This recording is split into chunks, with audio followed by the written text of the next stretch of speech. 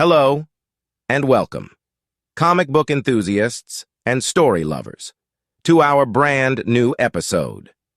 If you're passionate about epic tales, thrilling adventures, and unforgettable characters, you've come to the right place.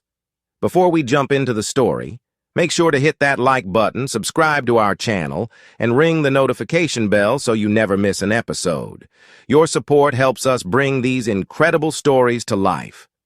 Now let the adventure begin. Dark Knights of Steel, Vol. 1. In a galaxy far away, the planet Krypton is on the brink of destruction. The sun's fiery wrath is consuming the planet, reducing everything to ashes. Jor-I, Krypton's top scientist, watches the unfolding apocalypse. Realizing the imminent danger, he rushes to his wife, Lara, who is heavily pregnant with their son, Kal-El. "Lara, it's happening," Jor-I says urgently. "We have to leave now. Our only chance of survival is the ship." With no time to spare, Jor-I and Lara board the spacecraft designed to escape the doomed planet. As they lift off, Krypton is engulfed in the sun's flames, a cataclysmic end to their home. After traveling several light years, they crash land on a strange new world, Earth. Jor-I opens the ship's door to survey their surroundings. As he steps out, Lara cries out in pain. Her labor has begun. Jor-I holds her hand, trying to soothe her, but they are interrupted by the sound of thundering hooves. A group of horsemen, armed with bows and arrows, charges towards them. Realizing they have landed in the Middle Ages, Jor-I attempts to communicate, but the horsemen show no mercy and launch their arrows. "No!" Jor-I shouts, his eyes blazing with red light. He unleashes a powerful laser from his eyes, incinerating the horsemen and their steeds. Amidst the chaos and burning remains of their attackers, a newborn's cry pierces the air. Jor-I turns to see Lara holding their son, Kal-El. In that moment of triumph and tragedy, Jor-I embraces Lara and their newborn son, surrounded by the smoldering ruins of their enemies. "Don't worry," he whispers to Kal-El. "Everything will be fine." Meanwhile, in the Kingdom of Storms, a powerful soothsayer and sorcerer named Constantine is in a trance. His assistant diligently records his prophetic words as Constantine writhes on the ground, foreseeing the future. King Jefferson, the ruler of the Kingdom of Storms, enters the chamber. "My lord, you should not be here," the assistant warns. "Continue writing," King Jefferson commands. "We must not miss a single word of Constantine's vision." Suddenly, Constantine awakens from his trance, his eyes wide with fear. "What did you see?" King Jefferson demands. In a voice filled with dread, Constantine utters, "The end of the world." 19 years later, in the majestic castle of A, Jor-I and Lara rule as king and queen over the lands of A on Earth. Their son Kal-El has grown into a powerful young man. In the castle courtyard, Kal-El runs toward Bruce Wayne, the Bat Knight known as the Bat Prince, who is preparing for a mission with his loyal ally, Alfred. "Bruce, let me come with you," Kal-El insists, his eyes filled with determination. The Bat Prince, fastening his bat helmet, responds, "My lord, this mission is too dangerous." He mounts his horse alongside Alfred. "Do you think I'm incapable?" Kal-El challenges, stepping closer. Bruce sighs. "No, my lord. You are practically a god with the power of flight and fire in your eyes. But magic can harm you, and I've sworn to protect you and your family from it." Kal-El counters, "But you are vulnerable to magic too, aren't you?" The Bat Prince remains silent for a moment, then says, "Please stay here, my lord." Then he rides off. Alfred glances approaches to Kal-El, saying, Bruce's silence was a sign of agreement. He doesn't like losing arguments. Undeterred, Kal-El mounts a horse and follows them. After a hard ride, they reach the gates of Feist Village. The Bat Prince calls out, "Richard Duke, report!" Two figures appear atop the village wall.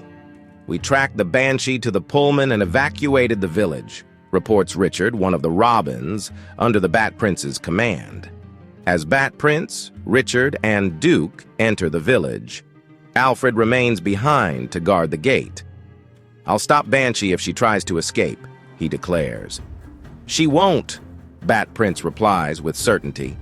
They make their way to the Pullman, where Jason, another Robin, is dragging an unconscious man. "Jason, why did you knock this man out?"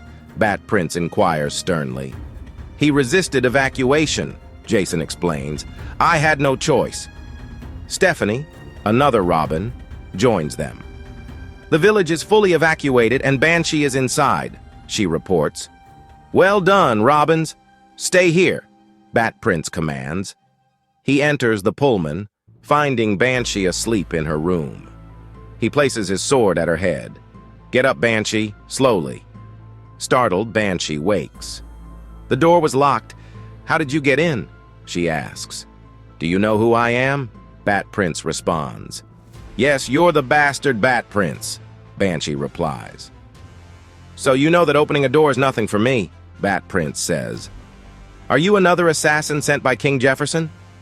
Banshee replies, "I don't want to hurt anyone, no matter how much others want to hurt me. Magic is forbidden in this kingdom, and you are outlawed. Come peacefully and quietly, and you won't be mistreated," Bat Prince warns. "My name is Dinah, and I'm not a quiet person," Banshee says, releasing a supersonic scream. The force of her scream throws Bat Prince across the room, and the building explodes. Bleeding and disoriented, Bruce struggles to stand. "How are you still alive?" Banshee asks, bewildered. "I don't know," Bat Prince murmurs. Banshee screams again, causing more damage. At that moment, Kal-El appears, silencing her with his hand. "You don't look like a monster. You just look scared," Kal-El says gently. Bat Prince, recovering, strikes Banshee with the hilt of his sword, knocking her unconscious. "You didn't have to do that," Kal-El protests. "I had to," Bat Prince replies, weary but resolute. "Are you all right?" "Yes, I'm fine," Bat Prince insists, though he's clearly injured. Then he leaves and says, "Bring her." They return to the castle of A. As they approach the palace, Harley Quinn emerges, jokingly taunting Bruce. "Leave him alone, Harley," Kal-El says. "Okay, but King Jor-I has summoned you both. You're in trouble," Harley warns. In the palace hall, King Jor-I and Queen Lara await. "Why did you bring Kal-El with you, Bruce?" Jor-I demands. As Bruce tries to explain, Kal-El steps forward. "Father, I chose to go with Bruce." "We are trying to protect you," Queen Lara says. "I can't stay idle in the palace while Bruce and his Robins risk their lives," Kal-El argues. "We are the last of our kind, and we must protect ourselves," Jor-I insists. Turning to Bruce, he asks, "Did you capture Banshee?" "Yes. She's imprisoned with the other witches," Bruce confirms. "But father, she's innocent," Kal-El interjects. "She's a witch," Bruce counters. "Magic is the only thing that can hurt us," Jor-I says firmly. "We must protect ourselves." Bruce kneels.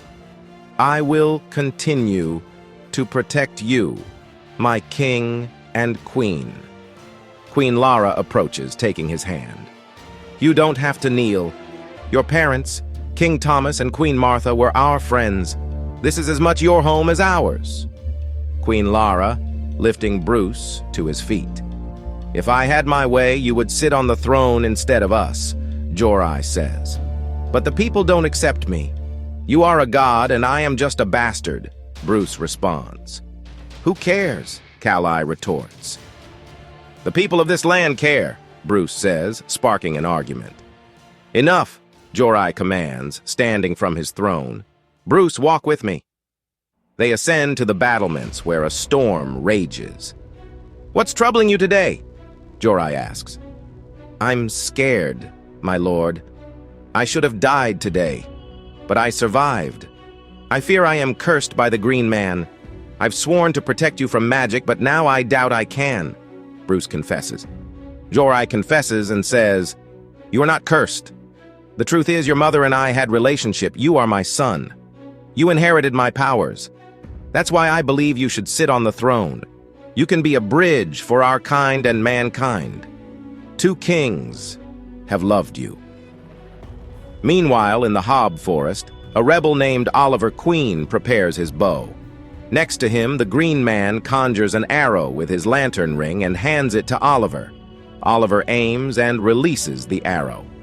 As Jorai and Bruce talk, the arrow strikes Jorai's eye. He collapses.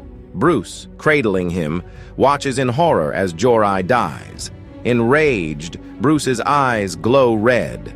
The episode ends here, and the stage is set for a clash of titanic proportions, where destinies will be forged in fire and blood.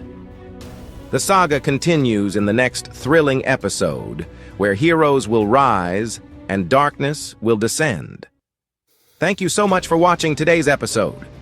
We hope you enjoyed the adventure as much as we did.